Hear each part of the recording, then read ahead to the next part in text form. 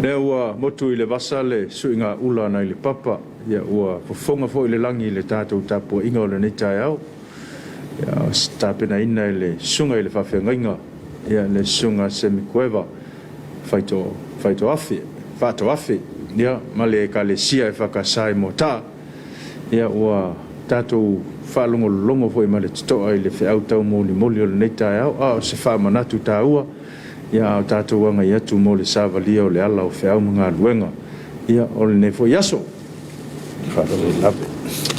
ia whaleo le nganga whawhtai lau sunga tofi ia o no le whiau tau mōni moli o le tala leia mese foi ia o talo sanga molia ia e ta pena ile soifua o le tātou atunu ia mo ngā luenga whai o le so tau ia na ia lo whangia le tua ia fo ai pēle mau I tele lau sunga I le whawhengainga ma le whaltua ia wale whenga I tiute ia mese foi o le tausinga o le whiau ma le ngā luenga le tua ia le foi ua mase lua ma le sunga pule ia mo le whatau tei o le tātou Talofa Samoa pe o le masa ni ai tai au te tas ia soifua maua nei tai au tai soifua manuia whata pe manga ia lau menga sa whai lau maskan ia malo le wha malo si ia lewa tini foi le unga le newa yaso tātou ia whainga renga mai le asunga fua les whareile ia aranga o tātou TV e whainga luenga whaasolo atoa ia o tini foi ngā luenga le atunu tau mai le asu muli le newa yaso les whareile wanga na ila tau e whaawau pe le astonai ia le kaung whainga luenga siasa ia o manga wha mai o I o le a mea tai tas ia e wanga le sainga e whainga luenga le sa ia o le sainga ia e whainga luenga le sainga le sa ia malo le folau si o tātou tunu malo le whato toa malo le sai ngā luenga le neiva yaso e le whau tātou tau no mai las foreile a tono manuia le alfa I mai Iska kape malo si le alu les foreile wa o le koia sol vai yaso yo lo fo kam le umian tuli les foreile ai uma Talofa tama le kalesia mo la tu falitua alfa mai e Talofa tu fo I lo le whainga luenga tofia le tua sunga I whawhengainga e mawhalitua o ia fio anga mai kalesia ese I tono si o tātua tunu Talofa fo I lo so se kalesia mai ai whaululunga se ia pa ia lau whainga luenga ia Talofa tu tātou Talofa Samoa mo o tau le nei tā iau malo fo lau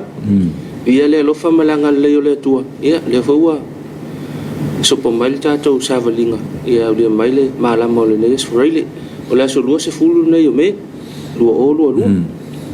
le te ma fo le masina e Talofa tu tātou Talofa Samoa ia malo le ala fai mai nei tā fo ia e Talofa fo I le tapu inga tai o le tātou malo I lo fionga le malo ma le masiofo ia whape fo I le sui o le fono sui tofia malo faltua ia le tapoinga le tamaitai pale mia minister ka beneta ia o le fonga fetalai ma sui ma malu mo le pale mene Talofa mfafelo yatu ia whape fo I le tu o le whamsinonga I la wafionga I le whamsino sili o li ma tamaitai whamsino ia mese o le official le whamsinonga Talofa whafelo yatu ma lo le soifua maua ia le whaifoi on whangaloina whaurulunga o matanga luenga tātou malo pisi nisi tuma oti ia o company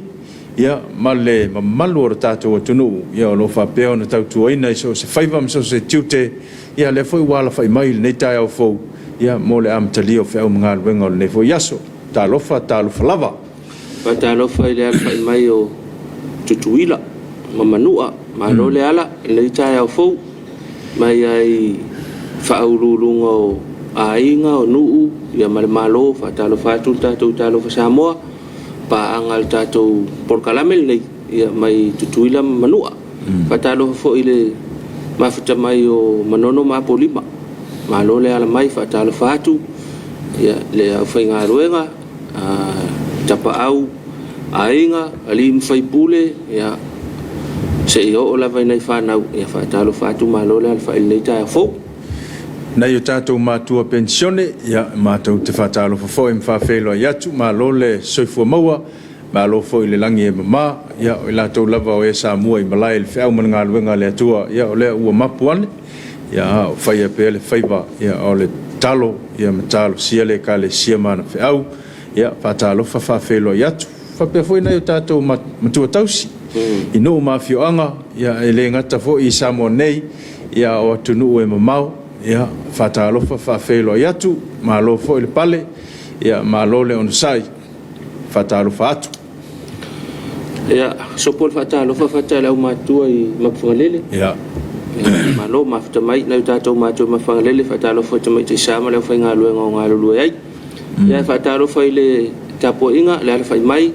le sunga i le toina le sama le whalitua, e whape fo i le au whai ngā luenga tofi, sunga i whawhenga inga mau lātou whalitua. Tātou e kālesia mawhio anga le tātou pūlenga i vai maunga sisifo. Whenga iai ma le tātou whai ngā lautu le i tai o te tasi, whaftai fo i le tāpua inga le tātou e kālesia. Lona o tele ma le tātou whio anga i motaa, ia ala whaiva le sunga le whawhenga inga i a whatuafe, ia mo le tātou osi ngā taulanga le nei tai au, ma lo lava le alwhai mai,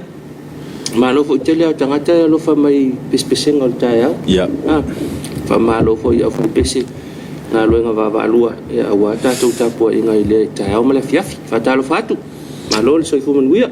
Whatalofa atu le lango au tu o le tātou polkalame o le Talofa Samoa, ia o le company le Uncle Johnny, ia o le askulimi o lo whapea lava o na whao ngā ina le mamalu o le tātou atunu. Ini wha moe moenga tāua, ia whatalofa atu i le pule, ia o le pulenga ma le au whainga aluenga atoa, ia manatu fo i o le au unanga e masani ai, ia manuia le nei aso i ona wheau mga aluenga. O le tātonu ale tu lai fitu, ia o le whaatalofa mo le vaenga o le tau mulinu. Tau o le whaatalofa lea ia wae le mwhaifo i o na malolo le whainga luenga se i vanga nā o tu mai tala la tamai o le tau. Winga lolo wa le tau, o le talo ngā tei whale. Mo le tau longo ino le tātu atu. Le whaua mātau li maina le tala la tamai o le tau. Whaatalofa atua i lau whainga luenga, mai le pūlenga, ia se i o ai lau whainga luenga. Ia malo le ngā lurue, malo tau tua le tātou tunu. Ia leo tau lima ina le tala le tamai o le tau. Whamatalanga winga lolo wa le tau. Ia mo Samoa, whamauina e le ofisa o le vai tau i le tūlai lima. I le tai au nei, asfarele nei luas fulo me. Lua o lua. Whaalea o ngā ina whautuanga o timunga mafa. Peo na mau le neva yaso ia o le whaukuanga o timunga mafa na iai. Ia lewa mana ia nei tai au whaalea o ngā ina le whautuanga o timunga mamafa o le vaenga whtai engo sa vili ma timunga i saute sa o mai au inga lolo wa le taulunga o Samoa u whaasolo ina vai ma ngā i maalia pēr i saute sisifo le atunuu i le vavea o nei pēr mamafa le ea i o lo ta oto i saute o le atunuu o le au whiti ai Samoa ma wha i titi ai le avanoa mo timunga mamafa mo le atunuu i le aso ma le aso atai au. O nei tūlanga ua langa tauai le whaalea o ngā ina o whautuanga o timunga mamafa ia mō vaenga umau Samoa. Ia manatu fo i o le whaamatalanga muli lea mō winga lolo wa le tau. Nei tai au. O le whaamatalanga muli mō winga lolo wa le tau, whaftai vai tau. Ia o le talanai winga whaamatalanga o le tau. Ia, o le tala lava i o le tau, mo le whawhunganga o le tātou atunu, o le nei fwtai au, tala o le tau mo vaenga o Samoa, whamauina le ofisa o le vai tau, le tūla afa o le lima i le tai au nei, aso wharaile, lua sifulu o me, lua afe, lua sifulu ma le lua. Winga o le tau, o se vaenga o whetai inga o Savili, ma timunga o lo i aipea i saute o Samoa, ma e a fia ai le atunu, au, ma timu inisi o taimi. O whautuanga o timunga mamafa ua whaalea o ngā ina nei ia mosi o tātou atunu.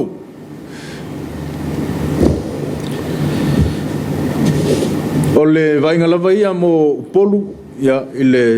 tūlanga e peona iai le so e aua oa inisi o taimi ia o nai timu e iai whapea mawila mawhaititili e ono iai atu maunga.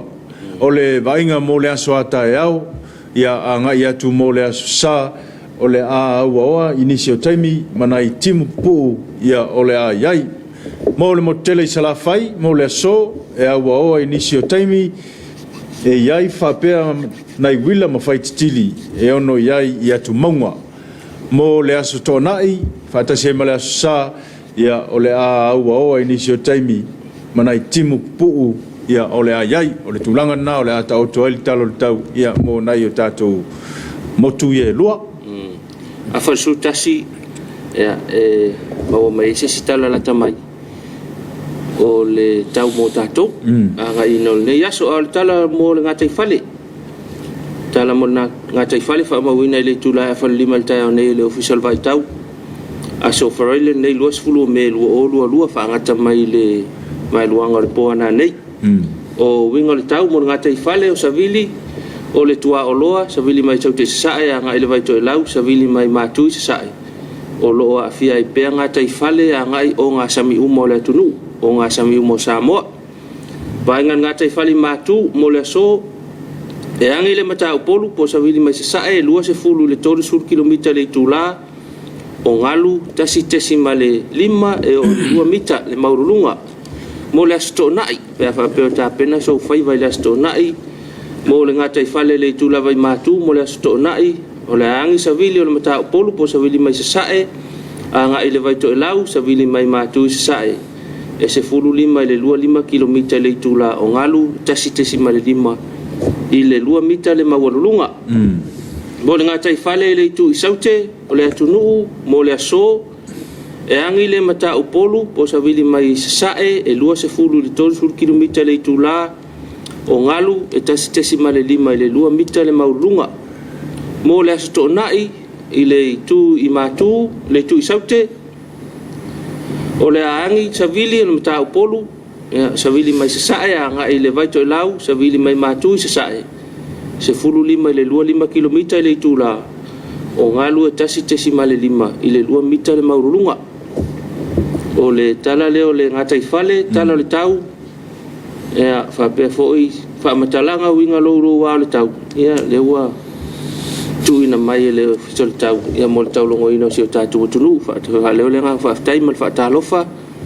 ile mtanga luenga pol va nga le tau le fisol tau i mulinu ia mo le tapena ina o tala le tau wa tu ina mai mo le fonga ina le tatu tunu ia o se tulanga fia mo tatou a miselanga yatu ia mo le fai ungo le vai aso ia le o to fa fonga mo tatou fa longo le tolo lo wina ia o le tau tongo le talo le tau le so ia fa nga ia tu ai le fai ungo le foi vai aso so ta ile le ia ma le saunga le mu o le tatou tonu a le aso le nei o le aso tatou lo fa anga fe mo le ta yo foi tatou lo fa anga fai ungo le vai aso ia ma fa so atu ai pele tau longo tatou por kala me tau lo so ngale mu au ngai ngalo nei te wa ngo faile lo fa nga ai ngalo so ngale mu ile ngata ile o sa covid o lo fe ngai mai tatou le we ina lo fa nga fata le la u ya matua o le alo fa nga mai atina asem ma futa mai tatou por kala me tau man wia e fa afta tele ia le tatou Talofa Samoa le fa ka sa TV mo le awunanga lang usually vi ia tua lo na lofa ia mo to uma ia from Samoa ai maasu o ula le ta ve tunga mala ia ta ole fa malosi le ona mo ta to le nei ta au ta to tali sepaya mal fia malo mo sauni ngol finanga lo le tua ia fa ftai ula le ia fa ftai mal ta to tofi ia mo le tapena nga matongo fil nei tai au Helen alo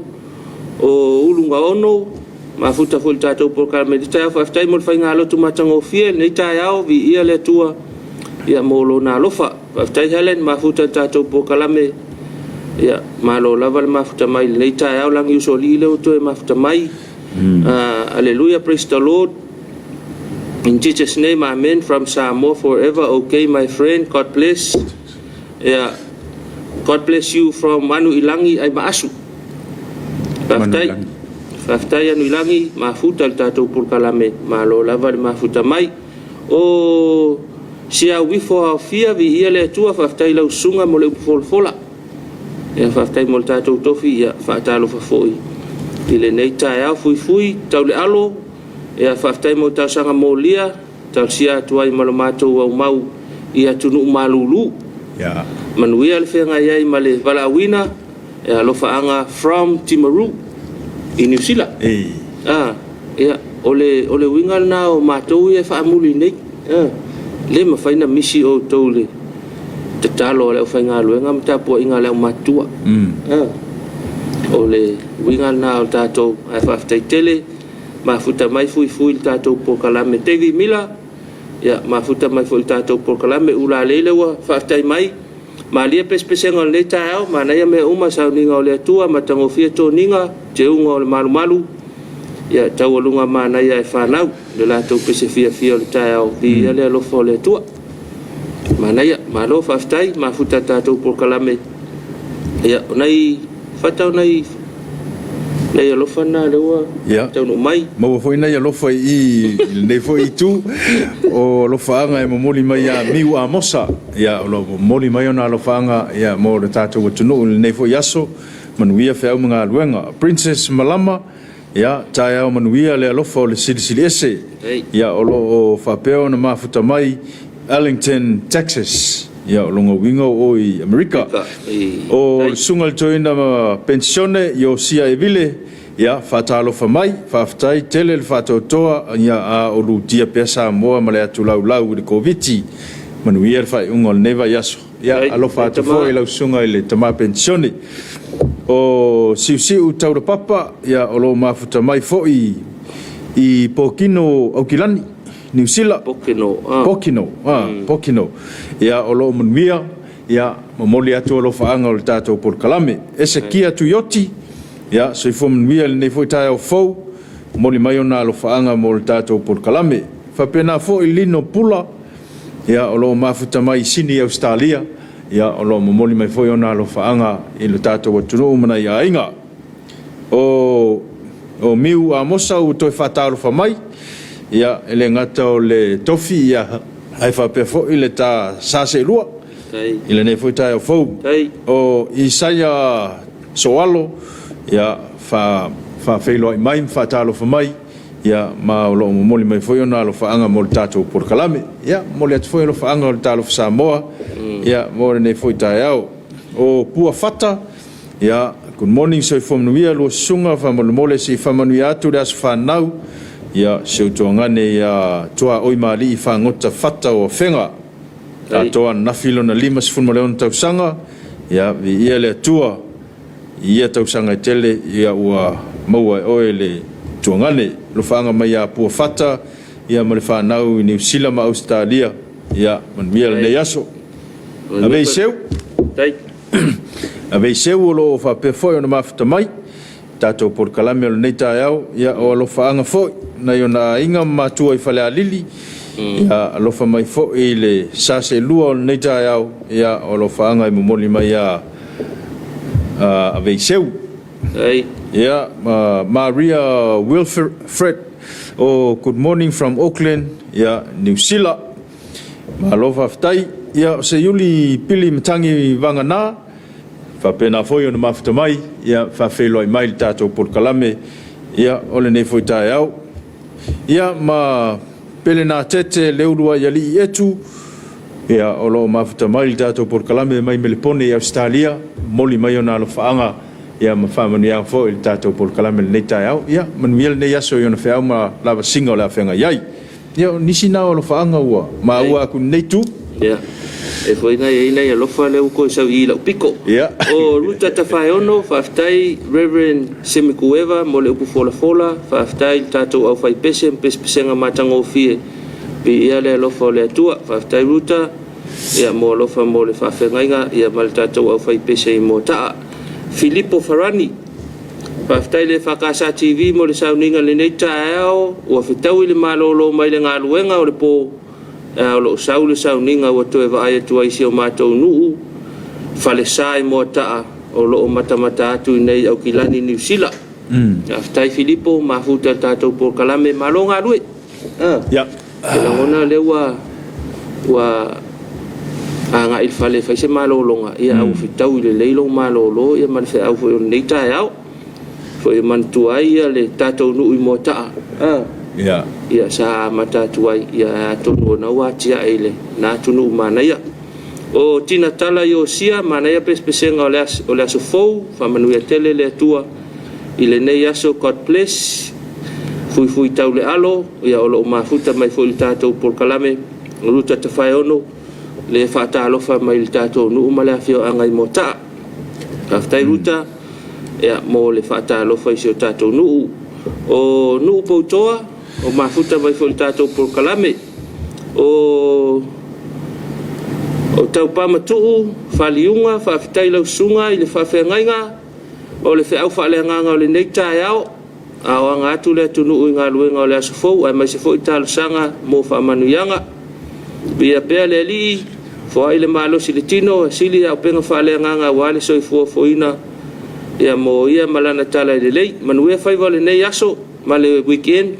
alofa anga mai Orange Park i Sydney, Australia. Whaafitai,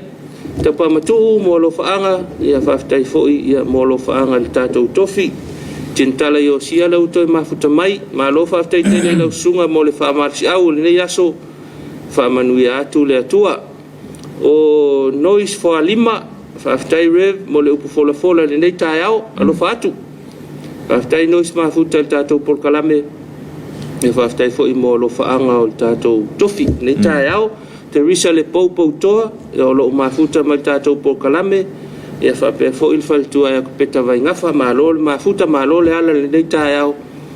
e a whaamanuia le atua ia te outou le mafuta mai, o Caroline ripine atoa, ia la fai mai vi ia le atua i le whiau le nei tae au, e rakapa ela safari tupe, amene, whiau le nei tae au, ia o loo mafuta mai foi. E te Tony Ferretti, Josefa, o loo pati mai ma mafuta mai le tātou porkalame, whapea foi i Sarah Utah, mafuta mai vau me leisea, ia malo lava le mafuta mai le tātou porkalame, i nei tae au. Ia manuia le alo atu le sauninga o le sapati, toi whaamanuia mai ia le sunga ia Filippo Farani, ia mo le sunga i le Reverend Semi Cueva, whatoafe. Toi whaamanuia mai ia le anga atu i le Sam le musu, mafuta mai fo le tātou porkalame, fofua ese, ia soifua lau le lei lau sunga le whawhengainga, whatoafe, ia vau me leisea le fo utoi mafuta mai vi ia le li le nei tae au fo amene alofa atu mo Samoa. Ia nei alofa angal na le fua taunu mai nei tae au, ia whaftai tele le tātou atunu mafuta mai e koa kele kangaka e lo loku le kai au. To tele a la tau o lo whapea na lo lotu me le tae au. O le a foi o ngai alofa anga manai mana o nga foi. Le au mai a pua fata. Ia o lo ofisini mai. E maua la le tātou pese foi le ave lo wola ia o ngā. Wha mole. O pe al pese nga se lauri mafitu a. Ia. O le talusanga na masalo ai ua ta ua tele le fe au nei tae au. Ia o se wha manatu foi lea. Ai ia tatia tupe i luma i le sunga ia jo. Ia a se i wha lau tupe nisi o lo whaanga i au taunu mai. Patrick taulele au sumai. Whaatalofa mai i Queensland i Australia, mo mole atu alofaanga mo o lua tama, manuia lua aso, ma lua porkalame whai nei aso alofaanga, mo mole mai a Patrick taulelea, mo nai o maatua o lo mafuta mai Samoa, i whaletanga loa i Safune i Savai, ia manuia nei aso, alofaanga na mai a Patrick taulelea usumai. Ia, paunao nei alofaanga iau toi whaapopo mai. O mavaenga sa fa ile mafuta mo tātou porkalame. Ia whapea fo i miu a mosa le whautua mai. Stay safe Samoa. Ia manaya le wafisa o tai mal tātou COVID whailau talifonga. Mal talifonga le au tala mali e tautua na whailau talifonga pe anga ino whanga whaitele. Ia matau ave le waila au e tawhia ia ao. Ia matau si lelewa. Tau silva nei taulongo masani al tātou porkalame le mawhainga ku ua le maka ulongo o saunga le muma le soifo malo le ina lautele e whaamanatu pea whaamanatu pea e taatia tu ai o tawhatafa ia a whaonga manaia a le whaonga fo ia manaia fo ia e matitata longo pea ma whaamanatu atu il nei vai tau mal tūlanga iai vai le papea o tāpena anga i mai whale multa a vale lungo le awala sao whaatapula aina ia alo el tātou tā vale awale tipi ta ilua ta itolu ta vale nau mai e whea taunu mai se mata upua fa mo ne yaso ia fai mali lo sa fa to file mulo ma fau ia ina ia saunga le multa no mai vai ia nei tatu tangata ia sa valita faala e vai ngole awala e la kula kuale mele sa vali ile se me ia ona fale ofentalia ia e silane to alo sila ile malo la tunu o fasoina ia tafala me soina fa na wa onga ele fo usun ni tayau ia wale saunga le mo la to le ngata fo ile ale sta vale le te lu fasoina la ulte ia o le si ma fa mana tau mo le malo le tato tunu man tuo le o tato wanga ia tu mo fa ngol ne foi vai aso o las for rail nei ia na ona tu lalo fa pea au le tuli tamo e ina au fe au le so fu le leilo taimi ia fe au ia fe au le fa pe le sa fi mo nei am fe on faita au tu mo ta au o nei fa ta to pe ina le finga fe au ia ma tuli ia ma fa sa e foi malta vale ia o le saunga le mu lava tu lalo e pe tato por kalame mo le malo le tunu mo la to foi ona ia il fo fuanga foi le ia a falol fa ka ko wolo ya to ma fa wa titi mana ya lo mana valo alu fal nga il fale ya lo fatali mai ta mama tina ya pole tina fo yo o le fa na o la eta po mai le le vai mai ya la te al wak fia ya le angal vai mai ya po le vidi mai vidi ato telefon ya o le te ya po le fale mai po fese meu e yai ia ona feito o fautuanga masani ia ale tato por kalame ia wa fo il tato wanga inga i fe au mga ruenga ole so a fa ngo fi fata lau fa manatu a wor ko i fai al mele ol chen le fia filo solaili ia fa ngo fi manatu manava pasi peta vale ia falelo alulo el fal yo alulo el fale na mana va fale sina fa malo stino i tuole mkuka ya tapena foi le mollo tu le fiafi ya fa nga solo to i lole o fu nga yo le fiafi mana ya lo fa mana tu ka ngo ka fa ngo fia ku ngeke fa pele se li isi o li vo ia le fa pe ye li isi ele o menga le fa mai fa ya mana ya fa mana tu fa ta le ta wala fa mana tu le ole fa tu la ngai na foi le o fe au le so len ka longo ka longo ia ina o talva vau foi le fo ino fe au e tau male mana o mia ka mala ngai fa piko mai luma a ko ele skama ia ngasi file mo ka ia ia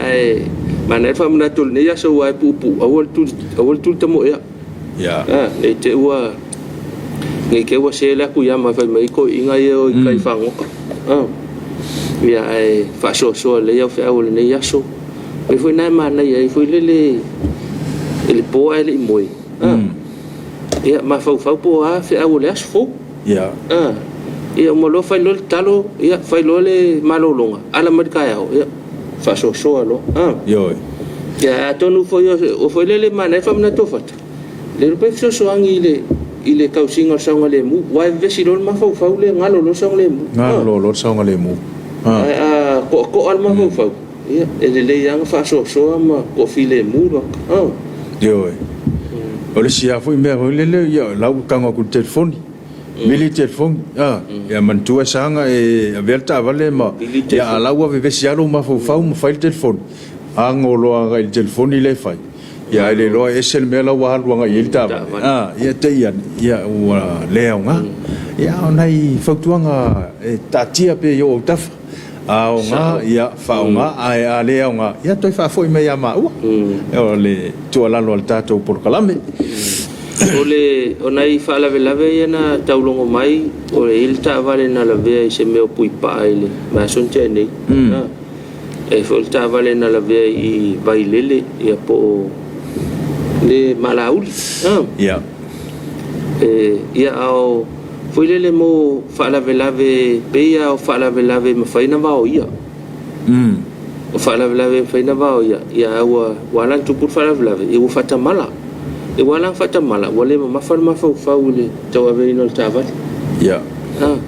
tava le na ile tulangi le na pa ule auto al tavale le I le tule I puipa pe al tavale taval vale nei vai nga fapena ia olo taulongolongo I pe tatou por kalame se tau tuana ane ole tamo se tala le fala le tule pe ia la iti la tavale no matanga tala itono tavale ia e mane fole tata longo nei matua si sila nei fa nau e tawa veino le tavale e longo fia e tele kele ia onga le senga avaka avale o lo le mana malama I kula fongo e lo ale ku lo ka avale male adu na ilo le e kele I ui mai le me kaunga e a o le kula fongo la tavale I longo la o le tele ao nai vaenga ia e famana tupea ia va o ia e foi fala la tupu ia o lo fe ngai ta to male o vich o sei faina lo fa ngai o tonu mai a fata ona fa ai lo le pe o ma volta to pesele na mol mana o mai ia pua o saina ko va le wa mafuta mal ta to pokalame ia saina mafuta mai America o se fo mai ia mafuta mai lava fautu mai ia la ta to ko viti good afternoon ia longa winga la o good afternoon, thanks for the program. Good to see you both. Always remember you're slowly opening up for the restrictions, but don't forget to mask up, wash your hands regularly, and stay safe and healthy. Safe weekend Samoa and bless you. Ole fautuanga tamai taifo mai China, mai America. Mol tato butunu. Fai pele mask. Mafano ao, tatafi ao. Ma ai me ai paleni fai fa malo stino mana ye pui ngol covid ai manga na o le lenga leota taya manuia malo lava tautu atunu God bless you from Auckland New Zealand o alofa auwa akuresa talofa I sunga o watching from Melbourne mata mai melepone fa after tele tato atunu ma futa mai anga ese lava ma tele vai ngole tunu o lo mafuta mai I tatou paanga ia te tonu ia lo fa sa fuale anga le le to malon to file mu manuia I nei tatou tunu tar fa ta yo pia to file mu fa pe foile ofisa tu tonu le fa ka sai nei tamalingi ia manuia me umai le soifo ile taita inga tatou wali ia manatu fo ia le fa so polo le file mu le ri po fela voi ma o ma tatou fa sa longa polo wainga polo fa fainga luenga ia po fe lava ia o atu ia ile Talofa le ta o tatou por kala me Talofa Samoa ia manato la tatou anga I mo sina tatou malolonga ia to te liu mai ia ona to fa wa le o tatou lo fanga ia man tatou Talofa Samoa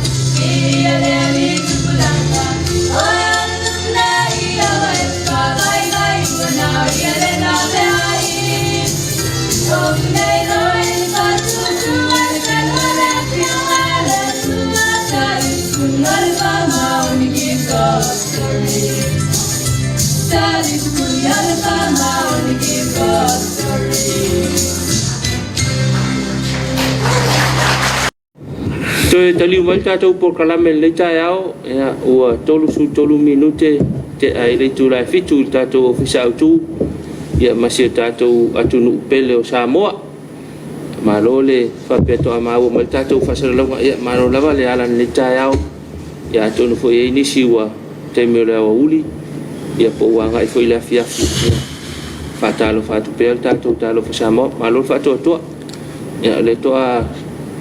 ma wal so ta inga malita maya sengi le fo tato por kalame ya sa fo sengi fa se atau le nei ta ya oles froile ya fa ta ma malol fa to ya le ai le ia ko inga ko si ai kula fongo ko si ai kula fongo me foi le lenga so fu malolo na umito ina ya ona ole ui tu la fono ia e sa mo le mask ai fa mo mai nei le me tafi au fa dar fa te mama lo la vale fa ni ta au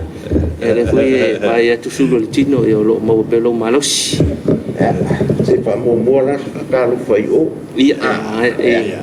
ma tu fa ta lo fa tu sa mo ni ta au la fa mai fa mi mo le ia le fo ta ko bia ngi a su fo ia vi ia le di ia le folo ngi kai so le o fai le maru ka o fai ngonga u yo de ka lui ka mo e o du ma ko e o ku o ka ko sa vali do du ma ka ko o ai do ma o le manguia nga ia ka lo fa ko ai mai mo kele se yo o i mo mai ki ia so i fu ala u le ngi kai o fo ma ngi a so fo o fa po por so i fu ma le ola ia whakaro whakunga i uso ngei, ia, malori, so i fua lau lei. Malole, se fomoe. Sunga i le li pule, ia whapea poi lau soa tau nei, e whanongolongo mai a le maanga ia. E pauare mea misi ia orua. Le mafui e le ngā osonga po, o ngai le la kurua kala le kau. Oi, le e la nga koe ngai le lulu mafui e il mele il kala le kau ma mea ma ke ngofua. Oi ngā lulu i oro pikongo. Oi, se mea pore lua e o skemi la pena. Lua le uti. E le po, nge papea. Oi, lua ni mo ya. Oi. Papea la ui ai a lua po ia e sa foi o lua o na ai ke lua la vai lungo kala ka. E se manga i o la ve mo kala ka. Ia fa kalo fa koi la si o kama. Pension se fa ko va ai le i ko. Ia i o sia. Langa foi langa le fai me ang pokala me lungo le. Ola e ngora ngo palang yo mea o ki ai lo ki lo ku ye yo la sa fa i me ko nga ya ka lo fa ku tama e vile nga ke mau wa le malos e wa ai ko ai lo mar e ku sa le ya ka wa na ka o e sa o ka ka ki ko e ama fai da va ngau wa ko nga ko uru i foi mare ringa pequeno ai amu ia o mai ke rua o mau nga ku mu oro ke le ai ele susu male meli ia ma ko ngi ia le ai to fa so ani meli o ngor ko vi ia ka lo fa ko ngi ka au ai sengi Talofa la fa wa pa ko lo fa anga fata isi lo fa anga wa fe fo ngal big o ngai lo fa anga ia wa fe mai I ia le lo fa anga toi fa wa mai ia ula le ta vita tuinga mala ia moli mai no lo fa anga mol tato por kalame ia mia foi ia fe au mga wenga le fe ngai el tato wa tuno ile so ia fa pe foi on fa man mia tu le por kalame ia mo au ngal wenga le fa pe on fi tai tunga ia ne yaso o pua fata fa aftai mai mo le pese matango fie ia o le tato wola lava ia o lo fa pe lava na ia ke riso mo le vala awina o tato man wia ne yaso I fe au mga wenga o ali o a inga a pera amo leo ia ma lo lava lo sunga ia o lo faanga o lo momoli mai o I Alaska ia ma le moli mana o lo tuina mai au ane I toe misi le so ale pule ia o le lei faafetai manuia lenei aso I feau magaluega ia o le a faapea ona feagai ai ia ma le alofaaga mai a pua fata ia faatalofa mai o lo faatalofa mai a sengi masalo sengi ia o le sau seni ia malo le soifo manuia lenei taeao manuia foi lenei aso I feau ke le iloa ngo palangi koe ne lopo se ngo palangi ia foi o mo sainga ngo isala eu ai me ka foi o lo ngo pali le no tau dede ia fa umila Palestina la leo Samoa o fa uminga o Palestina Palestina la leo Samoa kai usala le suafo sengi ma suafo le selina matalano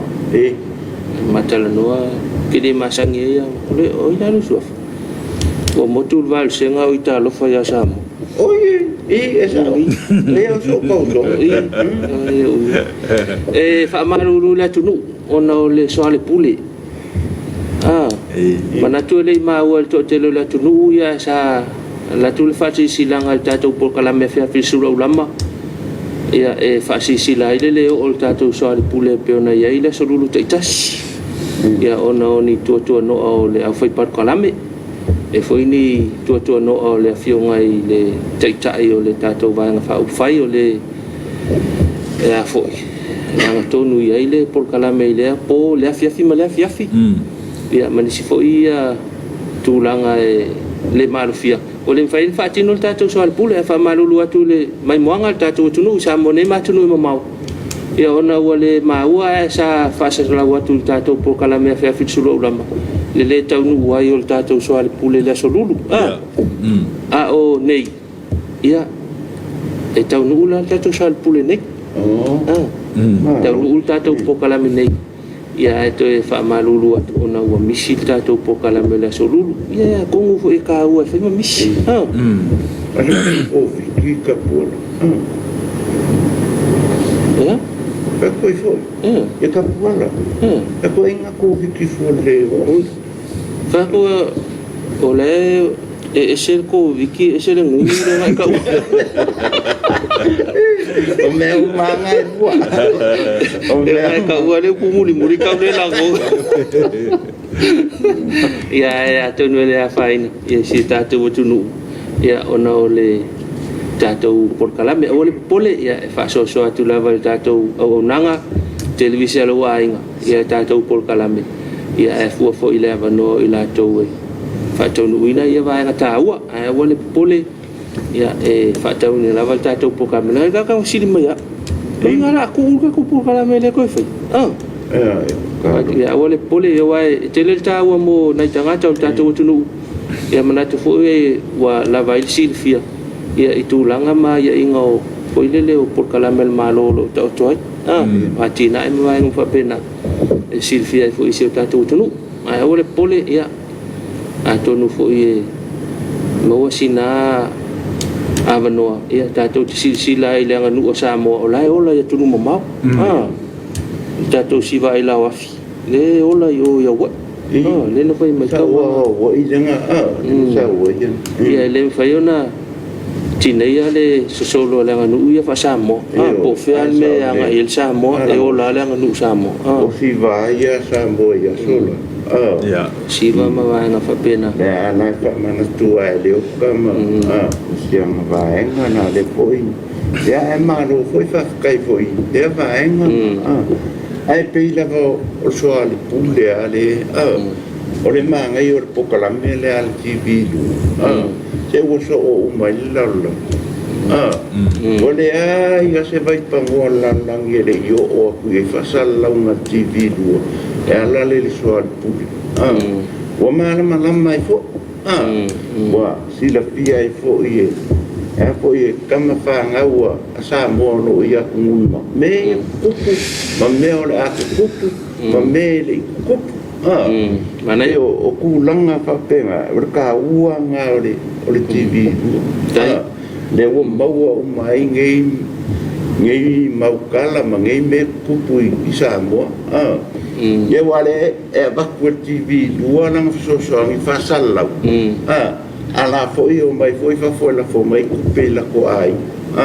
wala la ko do fa pe wika no fai yesi o mako fale ala nga mako mai o ye la ngo foi as ko inga masiro mako ye ke wa pe mai dad de la fo ko kupele fai le fale fai fa manga ia lo fale ta ko foi de nga mele ole ka ko kala ngoi lungo pe nga lu le e ama ya le ngai o me kupu como ainga ya va coi foi el fa malo foi la sunga le di pule ya va pe foi le el TV lu e o me fa nga fa la wengi bema e kupu ka ko dai o le e si lo fa anga le utau nu mai o le tu sil ma pepa na misia na fi le fa ungol por kalame le uto tau nu mai faftai si u moleli ia te awina mai le lofa anga le mate fa mawina ia e awina tu ile tato por kalame se taimi si moleli ma futa mai tato por kalame good morning so fu manuia to sunga nei tai au alofa anga mo le tina peleina ia peti si u moleli isa po e fale alili ia olofa mai si u moleli ia mo el tina ia peti si umoleli o sa po e fale alili o lo fa anga mai si umoleli ma lo fa tai si uma futa mai ia tonu ma wel tina ia lo fa anga le tai au o le fa mawina ia le tuina mai o lo fa anga na nafi ia ai fa tai o le woto e afe mai ia to fa mana tu mai fa tai ma lo ma futa tatou po kalame fa tai fo mo lo fa anga ia tonu ma wo se tatou tina o le fa ta lo fa mo le soifo ma lo ina o le mtanga luenga o leo o le mtanga luenga fuimu ia mtanga luenga uma lo sosoani le tato Komiti ata lo fa fo ile afo ile Komiti le tato Komiti le fala fa fo sei le New York la to uma la lo fa fo ina le afia o tato Komiti ne vai tau fa talo fa tu tato talo Samoa mai fa ululunga ia se yo ai la fa nga luenga ia pa pe foi Komiti le Komiti le Komiti le fala fa fosei ia mai le tai fono le fai lautusi ma sui umar Komiti ia fa talo talo Samoa moto ma lo lava nga lue ia sili al fa talo fa i le wa nga le soi fo malo lo ina le nga lue pito iluma e frontliners ile nga tel mala va lele o le wafu o le fai ngo tui o le fai ngo siaki ia ta ua i lava ia le whaatalo wha mō lātou ma lo lava tau tua ino seo tātou matunu o nisi e maua kala o la ea a fia Komiti ia na ona fo ile sa whaano fo isea o ngā maua sina malosi ia tu e whenga luenga o ngai tō laiti e whai ila lau kala o anu vai lau fōma i le kaea o la ku whai lau siaki o sau mana o pepa kalawai ere mai ana i se pepa fangan mai o la foma e sau walu e foi e kalawai au sau rakunga so ra ko ka o fi fale i ele du mo la fo fale kalawai fale kalawai fale ma ui du fa mai tama su mai la su mai fa la sia o vaxo pa mangi ala sia ki du mai o ila fo mai o sa we ale vo a mai kala e fo ia as kengi fo mai tama ele fa pe a sia kingi ile kae a e ka fo me ko sia ki la fia ele lei mo oi ai le fa pe se me fa marusia mo oi a se me lei mo oi la lenga e ferwa e ngia so ako ele lopo e ko e fa inga i fusis ele le ar ko e fa pe o lo dia ia fa lo kia kira ke tipo ke el lima eu no wa lo fa pe nga oi far kala vai o lo fa la kala vai ia fa ku ia o me ka Seki la seki ar oi e vai lo fi e me la le foi ku ko foi ia wa oi lo le asa ko e fa kia ki va mai sia ki so ale lo ka u nga ele morfo mai ai mo oi e fa kai e foi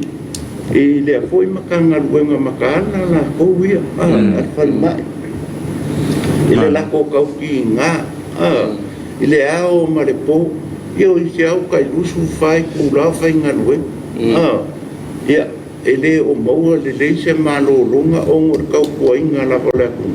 ka ko si kai o le ani me fai me fo ma e fai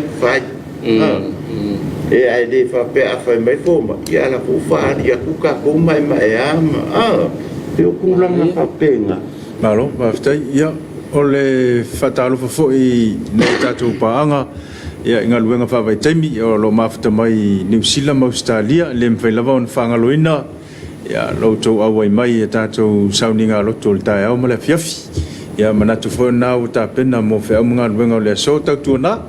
ia o le pupu le so mo nisi fo yo la to toso umile as falai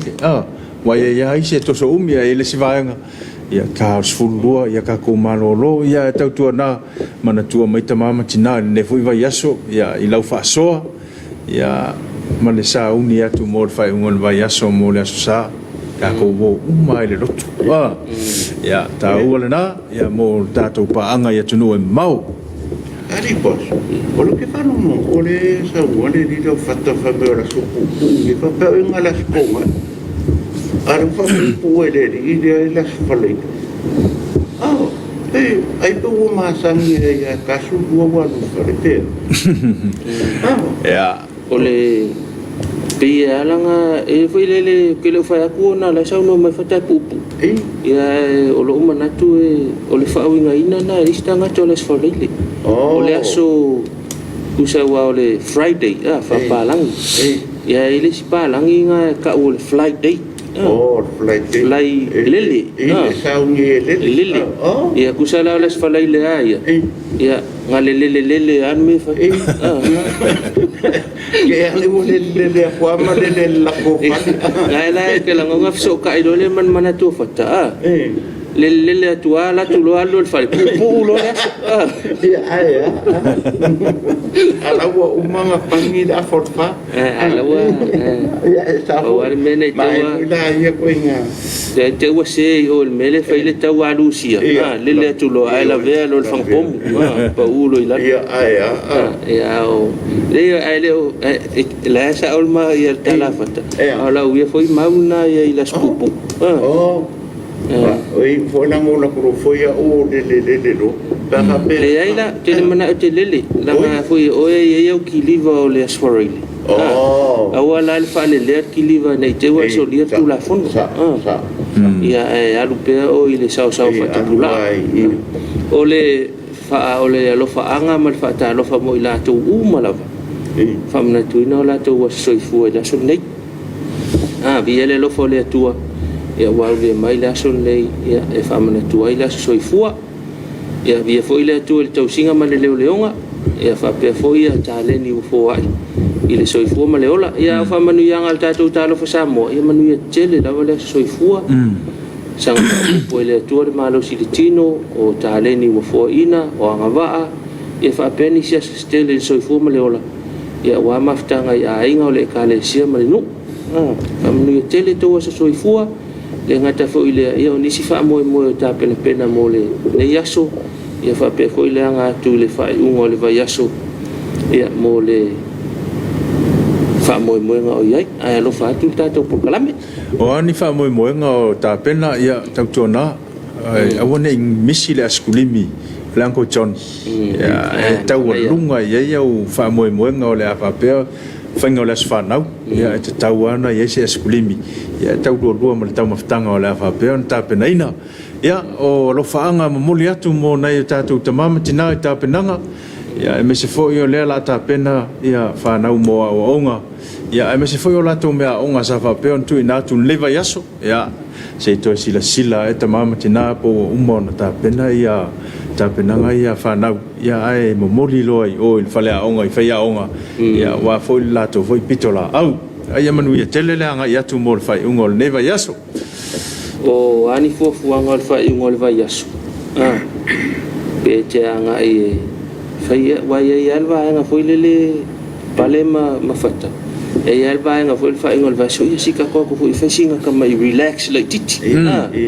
po le arko inga relax ia se tautua na lo saunga le mu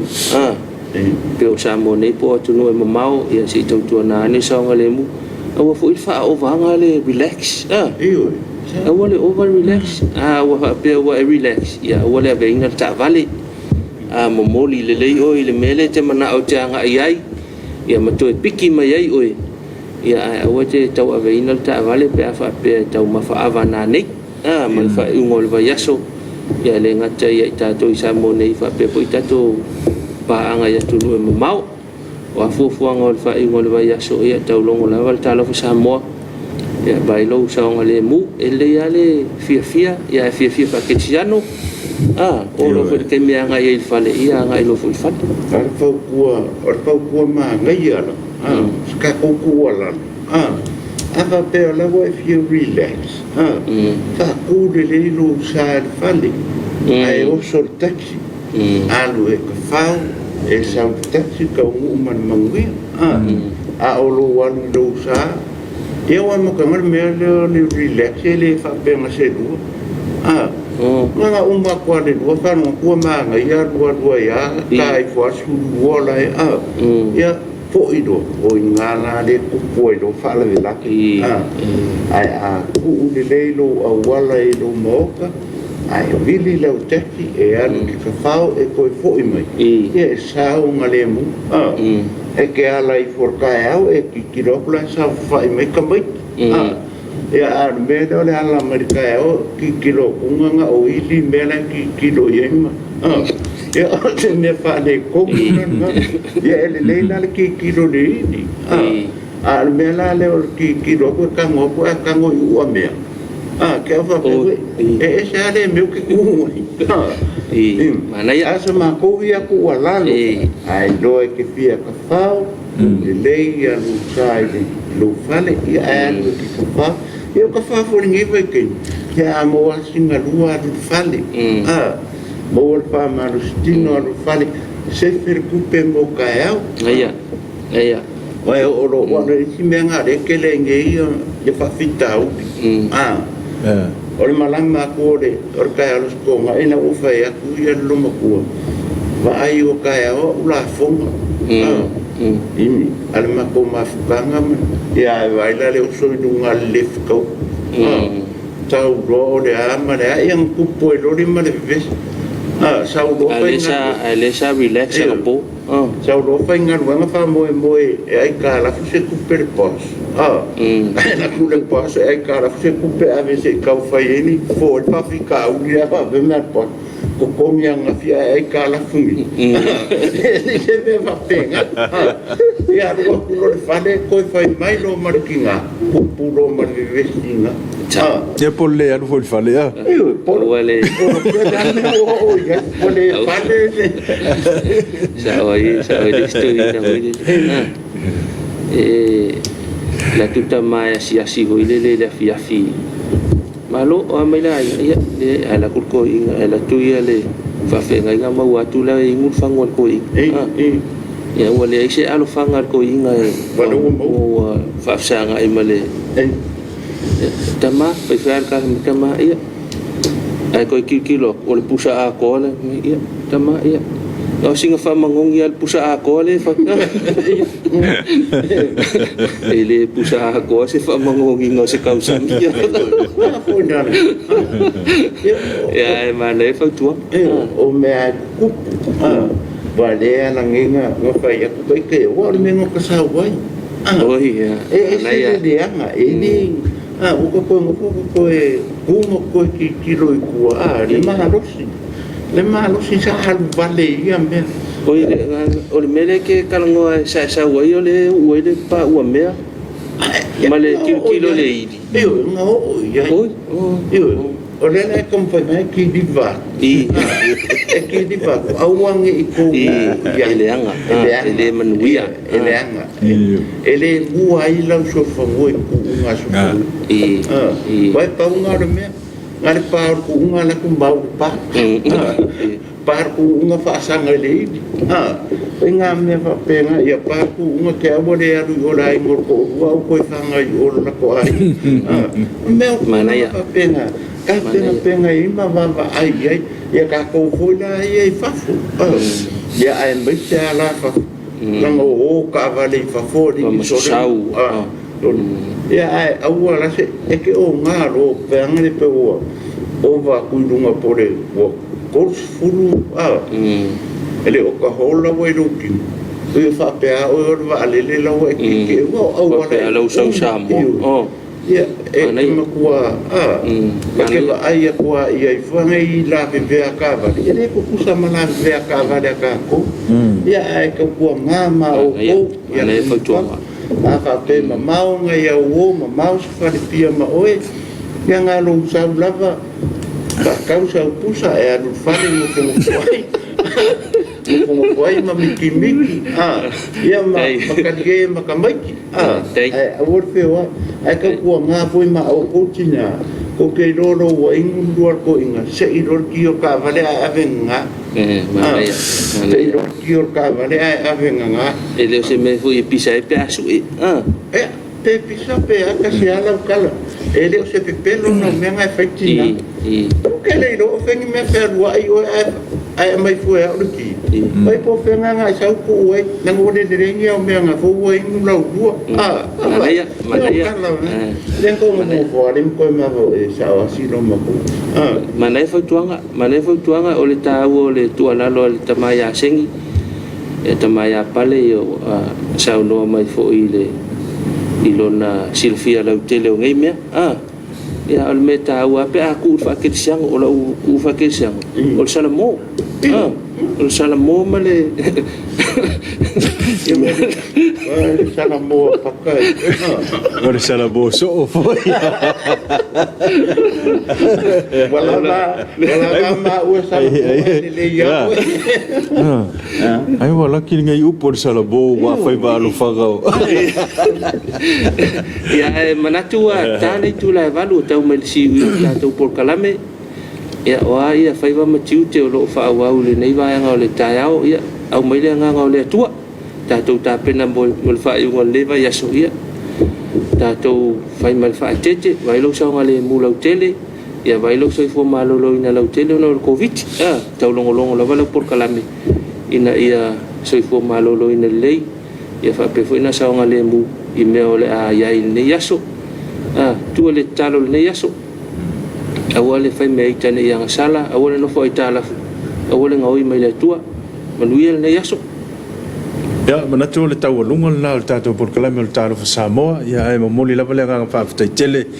ya il mamalu le tato tunu le tato maftanga ne foi vai yaso mai la vale so fua ya se ia pa ia le sfarile ya o le afo isa mātou ngangana ia ua pāo papa I lau whaafonga ia malu ame whale lau whinangalo matua ina ia e mā ngalo aiso mātou whale tonu tātou toi whailoa I le tae au le asong fua ia ai mai ai mātou nei ia ma le tātou e whakasa TV ia manu ia tele le whai ungol neva yaso tō whasoi fua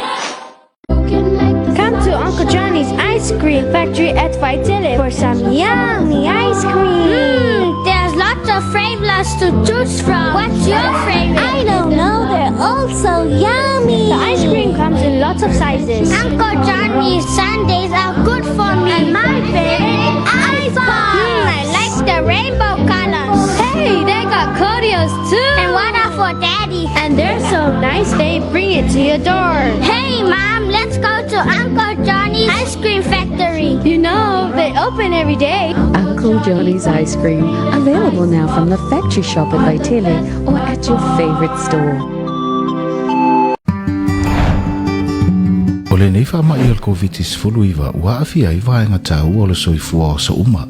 E tāua tele aile saunga le muuma le malu pui pui au tangata uma. E tutono a inga ai maisi lawe i taimi o whaama i pepesim whaalawe lawe whafosei. A wale a vea le whaama i al COVID-19 iwa ma alofanga i sauanga. Ia whātāua mamana i alangona mamana onga o tangata uma. Ai maisi i tamaitai, whanawiti, matua tausi ma i lātou e awhianga tū mau o le soifua. A whai o e langona le popole. Fefe po le lamatia o lo saunga le mu, ma ve whaailoa ma whaasoa mo se fesosoani. Ia toa lo loto, a wete no fua i pia e sila fia se atasi o saua ina tutono lo ainga po lo loto i fale. O lo tiute le whaailoa a wase sa mo saunga le mu. Manatua, o sauanga o se anga to ilalo, ma le soli tu la fono. O le nifa sa langwa e mai mtanga luengo tina amta mai tai a tina e wa fio anga maanga fso tai, mana ba anga.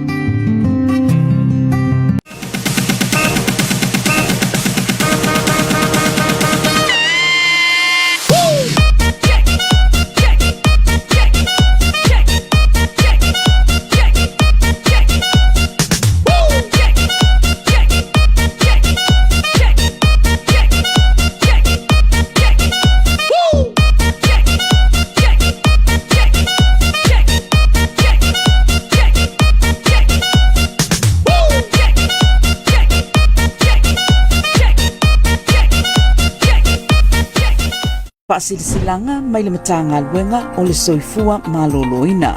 E tāua le muli ta ia e tangata uma o sama vavau o le whale mai tu te tonu mo to otua o na opuipuinga le COVID-19 e ono a awhiai tangata whainga luenga ai maise o ngase o lo whaata otolia i le whale mai. Mua e whaamalo sia le anga i mua i le whale ia i lumo le nofoanga o le vaenga o ngase whaafosei mo le whaatinonga le suesuenga o le COVID-19. Lua, a whai e whaamaonia i suesuenga sa whaatino e lea a fia le tangata le COVID-19 o lona winga e anga i sao le whaitoto opito i lumo le vaenga o ngase whaafosei mo siaki ma tonga fitinga e manaumia.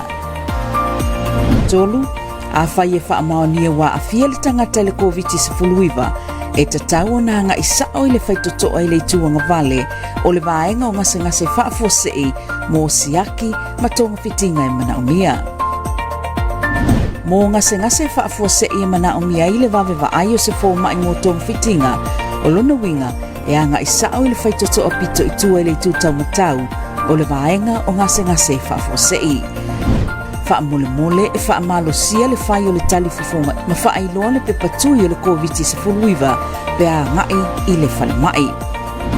Whaafesa o tai le numera vili fua, valu se lau, ono wha o, a le matanga luenga le soifua mano loina, mo nisi whaamatalanga. Ia tātou whaia mo Samoa.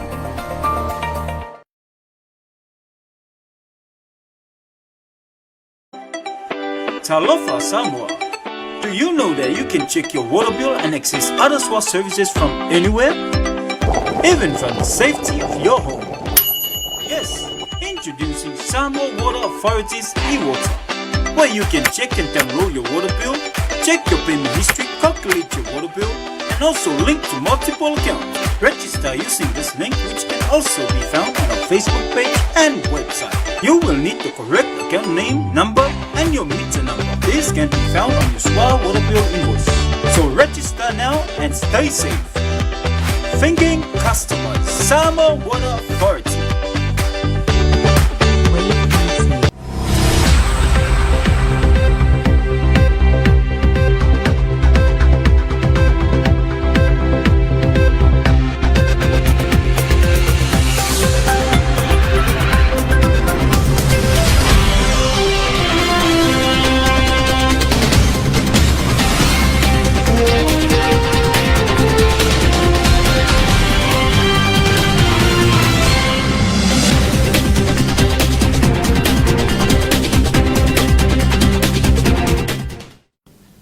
Talofa Samoa, ai alo mai o se whaapoponga fo ile nei o lau Samoa tau rongonongo. Tomo atu ia tātou tala,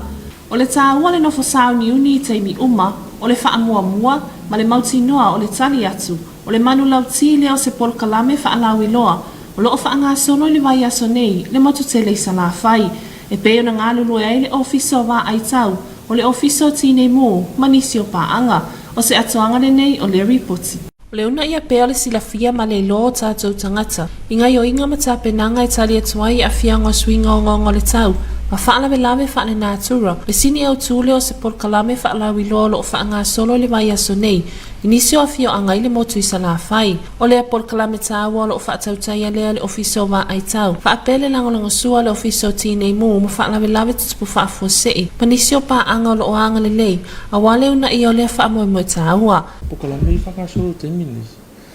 o ngaruenga fu i masanina mato ngarurue ma paanga masana,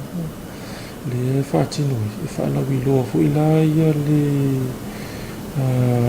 matou sao le ofisa wa ai tau i te mitu po i whaalawe la whanatu, o le hale me tau na whai i